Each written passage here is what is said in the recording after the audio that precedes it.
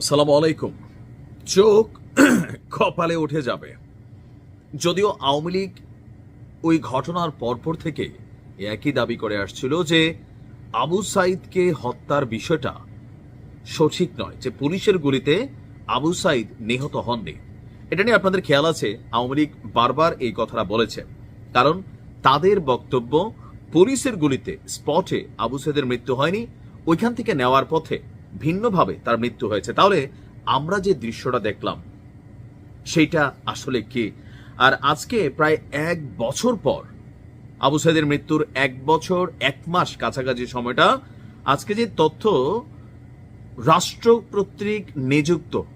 কর্তৃক নিযুক্ত শেখ হাসিনা এবং আসাদুজ্জামান খান কামালের পক্ষে রাষ্ট্র যে আইনজীবী নিয়োগ দিয়েছে মোহাম্মদ আমির হোসেন, তিনি যে বক্তব্য দিয়েছেন, এই বক্তব্য পুরা সিস্টেমে আরেকটা ধাক্কা দিতে যাচ্ছে। বলা হচ্ছে যে আবু সাইদকে হত্যার যে ভিডিও ফুটেজ, সেইটা আসলে আর্টিফিশিয়াল ইন্টেলিজেন্স, মানে সংক্ষেপে এআই যে প্রযুক্তি আছে, সেই প্রযুক্তি দিয়ে বানানো একটি ভিডিও। আমরা এই প্রথমবারের মতন নিজেও এমন কথা শুই না একটা ধাক্কা খাইলাম। এতদিন আমরা শুনছি আওয়ামী লীগের দাবি ছিল আবু সাইদ ওইখানে মরে নাই, ওইখান থেকে তাকে হাসপাতালে নেওয়ার পথে কে বা কাহারা বা যারা সরকার বিরোধী আন্দোলনে লিপ্ত ছিল তারা মাইরা ফেলছে আন্দোলনের গতিপথটাকে বদলাই দেওয়ার জন্য। এটা ছিল আওয়ামী লীগের তৎকালীন দাবি। বাট আজকে আমাদের যিনি আইনজীবী আছেন মোহাম্মদ আমির হোসেন, তিনি যে দাবি করছেন, এই দাবি তো ভাই পুরা, মানে আমরা এতদিন দেখলাম কি শুনলাম কি, আর ঘটনার দিন শেষে সামনে আনলো উনি কি? এখন উনি কোন দাবিতে এই কথাটা বললেন, বা ওনার কাছে কোন, এটা যে প্রযুক্তি দিয়ে তৈরি একটা ভিডিও, সেটার সপক্ষে তিনি আসলে কি যুক্তিতর্ক অথবা প্রমাণ উপস্থাপন করলেন, সেটাও আসলে গণমাধ্যমে আসে নাই। আপনারা সকলে জানেন জুলাই আগস্ট আন্দোলনে সংগঠিত মানবতা বিরোধী অপরাধের বিষয়গুলো নিয়ে আপনার এই মুহূর্তে শেখ হাসিনা সহ 3 জনের বিরুদ্ধে একটা সাক্ষ্য গ্রহণ চলছে, আর আজকে 3য় দিন ছিল সেই সাক্ষ্য গ্রহণের। তো এই 3য় দিনে আপনার গেল 6 আগস্ট আন্তর্জাতিক অপরাধ ট্রাইব্যুনাল 1-এর বেলা 11টার পর থেকে বিকেল 3:30 পর্যন্ত সাক্ষ্য গ্রহণ চলেছিল। মাঝখানে কিছুক্ষণ বিরতি দেওয়া হয়েছিল। প্রত্যক্ষদর্শী হিসাবে নিজেদের জবানবন্দি তুলে ধরেছিলেন 2 জন সাক্ষী।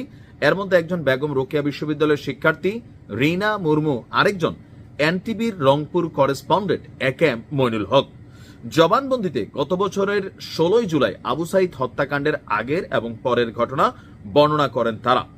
তাদের সাক্ষ্য গ্রহণ শেষে তাদেরকে জেরা করেন শেখ হাসিনা এবং আসাদুজ্জামান খান কামাল, তৎকালীন স্বরাষ্ট্রমন্ত্রী, তার পক্ষে রাষ্ট্র কর্তৃক নিযুক্ত আইনজীবী মোহাম্মদ আমির হোসেন। সাংবাদিক মাইনুল হককে জেরার সময় আমির হোসেন বলেন, আবু সাইদ হত্যার ভিডিও ফুটেজটি এআই অথবা কৃত্রিম বুদ্ধিমত্তা দিয়ে বানানো হয়েছে। জবাবে এটা এআই না, অরিজিনাল বলে জানান সাক্ষী। এই মামলায় এখন পর্যন্ত সাক্ষ্য দিয়েছেন 5 জন। এখন আমরা এই রাষ্ট্র কর্তৃক যে আইনজীবী আমির হোসেন, আমি তার বক্তব্য শুনে আসলে সবারই একটা মাথা খারাপের মতন অবস্থা হয়ে গেছে। এখন এটা তিনি যে বলছেন, অবশ্যই কোনো একটা এভিডেন্স অথবা কোনো একটা তথ্য উপাত্ত প্রমাণের ভিত্তিতে নিশ্চয় বলছেন। এত বড় একটা ঘটনার মামলার আইনজীবী তিনি, বা জেরা চলতেছে, সেখানে এই ধরনের একটা বিষয়কে সামনে আনা, আসলে এটা কি হাস্যকর নাকি কি আসলে বলবো? আওয়ামী লীগ ক্ষমতায় থাকাকালীন বা এর পরেও বিভিন্ন সময় বলছে আবু সাইদ পুলিশের গুলিতে মারা যায়নি। আওয়ামী লীগের দাবি ছিল পুলিশের গুলি রাবার বুলেটে সে মরে নাই, তারে ওইখান থেকে নেওয়ার পরে অ্যাম্বুলেন্সে বা গাড়িতে মাইরা ফেলছে, মাইরা সরকারের উপর চাপাইছে। কিন্তু এআই দিয়া বানানো এই ভিডিও, এটা কিন্তু আওয়ামী লীগও বলে নাই, যেটা রাষ্ট্র কর্তৃক নিযুক্ত আইনজীবী মোহাম্মদ আমির হোসেন বইলা নতুন একটা পেজ কি সামনে আনলেন। কেন বললেন, কি কারণে বলেন, আমরা আরো ডিটেলস জানতে চাই। ভালো থাকুন।